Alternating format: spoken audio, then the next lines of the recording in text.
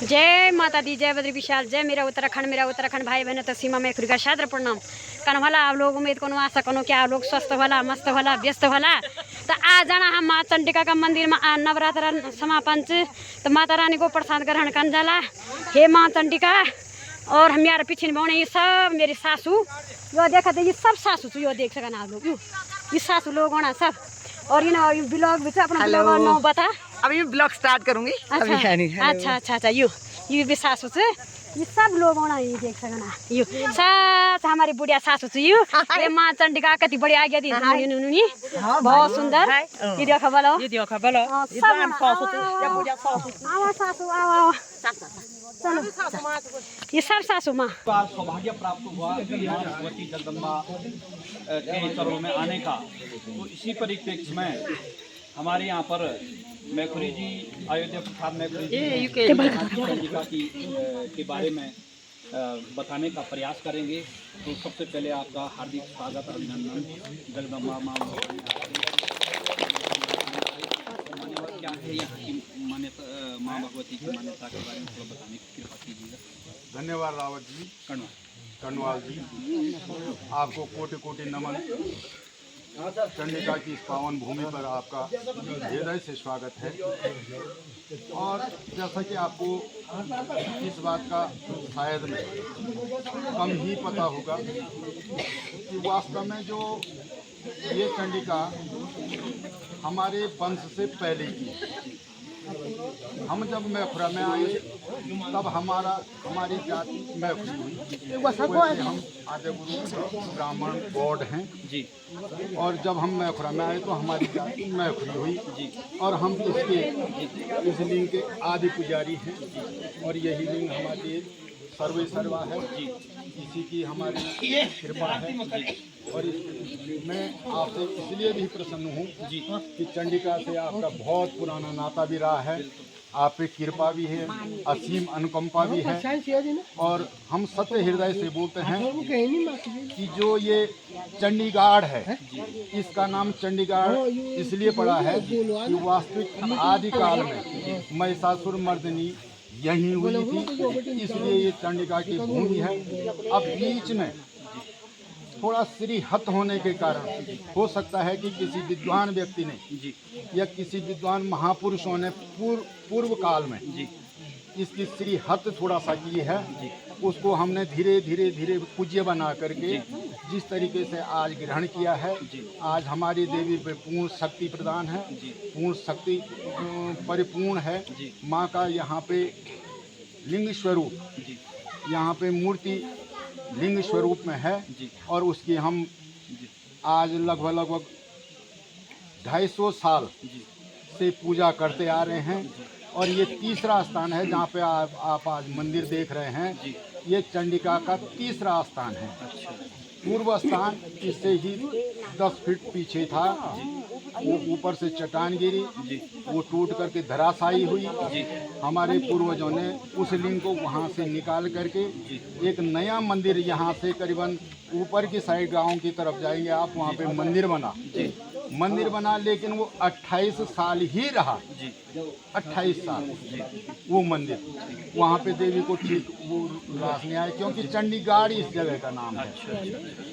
तब वहाँ पर 28 साल में वो मंदिर अपना धराशायी हो गया। फिर यहाँ पे हमने छोटी सी, हमारे पूर्वजों ने छोटी सी एक मड़ुली बना करके, और ये जो पेड़ दिखाई दे रहा है यहाँ पीछे, एक तेमला का पेड़ है यहाँ पे, इसके नीचे एक मड़ुली हुआ करती थी।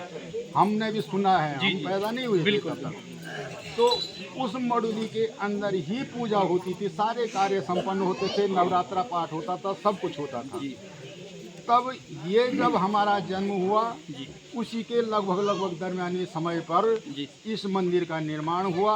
और वो लिंग उस आदिकाल से है, लगभग 250-300 साल पुराना लिंग है। और उसी के हम पूजा करते हैं।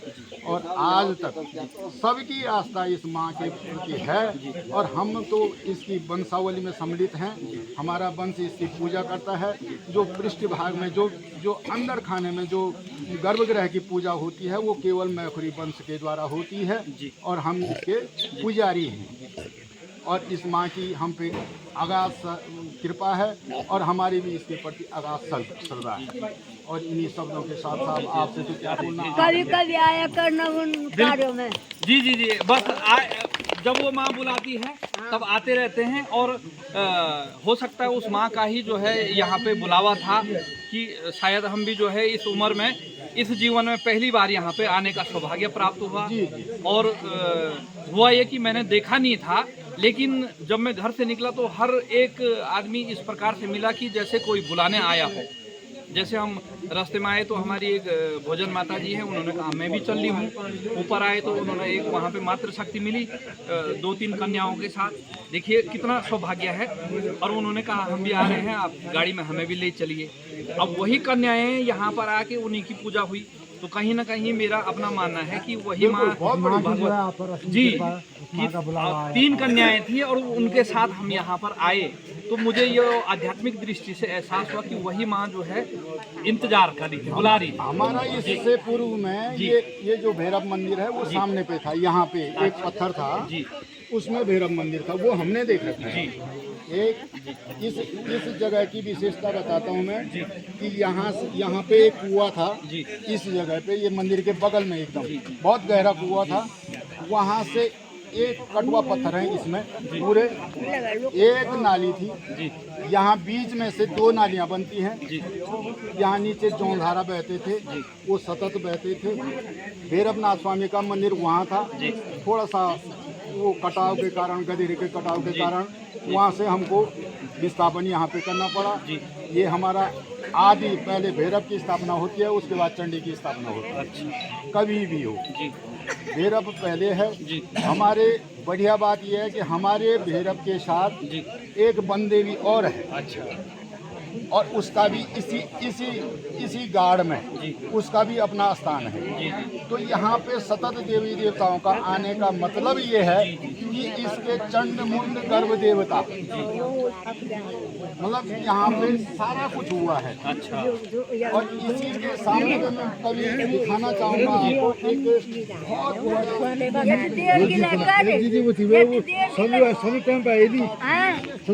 तक मैं गया हूँ। अच्छा। 3 गुफा तक में गया हूँ। अच्छा। उससे आगे थोड़ा आवाज भयानक होती है। पानी का रिसाव भी होता है। चमगादड़ अंदर जाने नहीं देते हैं। तो कहते हैं कि अभी भी अगर उसका शोध हो जाए तो वहाँ आपको देवी का ढाल और तलवार मिल सकती है। अच्छा। इसी के सामने पे है। अच्छा। तो इसलिए इस जगह का नाम चंडीगढ़ हुआ। यहाँ पे असली महिषासुर मर्दनी यहीं पे हुई है। और बाकी कणवाल जी मानो तो देवता। बिल्कुल। और मान्यवर, हमने जो आध्यात्मिक दृष्टिकोण से यह महसूस किया है, जैसे कोई जो आध्यात्मिक क्षेत्र में थोड़ा सा प्रयास करता हो तो यह स्थान एक देखने में भी बड़ा दिव्य स्थान है कि यहाँ पर एक सुकून और आध्यात्मिकता की ऐसा लगता है किसी की गोद में बैठे। बिल्कुल।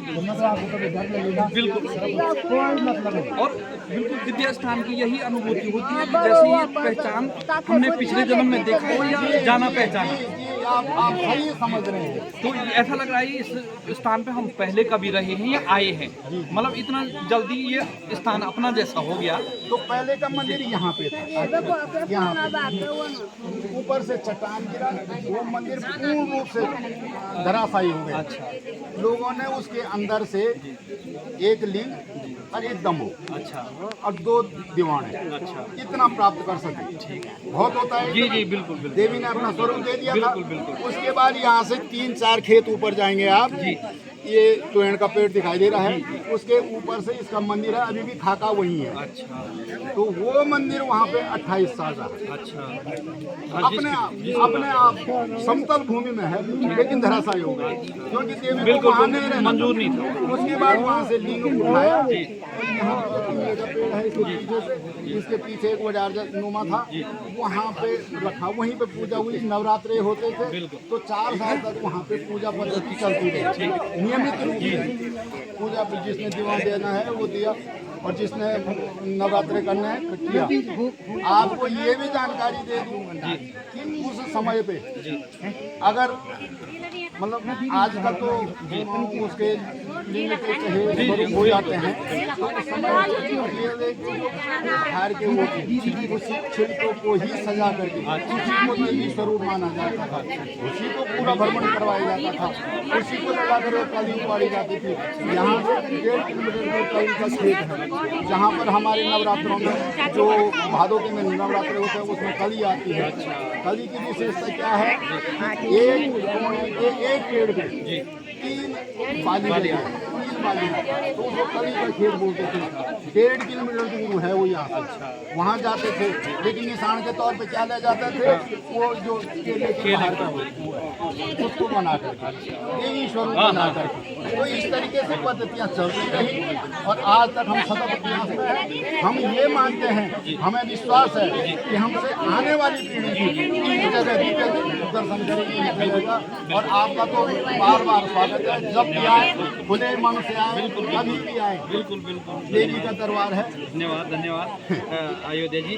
और सबसे बड़ी बात ये है कि आज पलायन की मार झेलते हुए भी यहाँ पे इतनी मातृ शक्ति, और हम इससे पहले माँ भगवती जगदम्बा राजराजेश्वरी चंडिका देवरा यात्रा शिवली में हमने इस मातृ शक्ति का हम जो है इतना आभार प्रकट करते हैं कि इस मुख से उसका वर्णन नहीं कर सकते हैं, क्योंकि इस मातृ शक्ति ने कितना कार्य करना है वो सब लोग भली भांति जानते हैं। घर का पूरा अपना काम निपटा के और फिर जो है माँ की गोद में आए हुए हैं। जी माँ की गोद में। जी, तो मैं माँ भगवती चंडिका से प्रार्थना करता हूँ कि जितने भी भक्त यहाँ पे आए हैं, जितने देख रहे हैं, जिनके भाव हैं, तो उनके घरों में रिद्धि सिद्धि लाए और उनकी मनोकामना पूर्ण करे।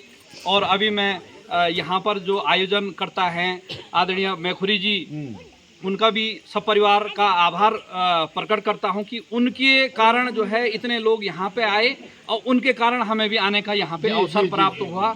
और भविष्य में और लोग भी जो है इसी प्रकार का यहाँ पर आयोजन करते रहे, जिससे कि माँ भगवती की कृपा उन पे बनी रहे और सारे क्षेत्रवासियों पे। कहते हैं कि राजा सबका साजा। अब हम लोगों की कुछ मानसिकता ऐसी है, अरे बोला वहाँ वालों का देवता, वालों का कुछ नहीं होता साहब, देवता तो सबका है, राजा सबका साजा। आप जिस भाव से उसके पास जाएंगे, हमने अनुभव किया है, उस भाव से वो आपको अपने गोद में संजोए रखेगी। चाहे वो देवता जो है महाराष्ट्र में स्थापित हो, चाहे वो आपके हिमालय में हो, चाहे कांडा मेखुरा में हो, चाहे शिमली में हो, चाहे जिलासू में हो। आप उसके प्रति कितनी श्रद्धा भक्ति रखते हैं तो आपको वो माँ वहीं से बुलाएगी।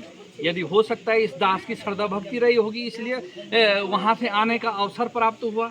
तो मैं एक बार फिर माँ भगवती जगदम्बा से एक बार नारा लगाएंगे, बोलो माँ राजराजेश्वरी चंडिका माता की, बोलो भैरवनाथ स्वामी की, बोलो सभी भक्तजनों की बहुत बहुत धन्यवाद। बोलो चंडिका देवी की, सिद्धपीठ चंडिका देवी की धन्यवाद धन्यवाद।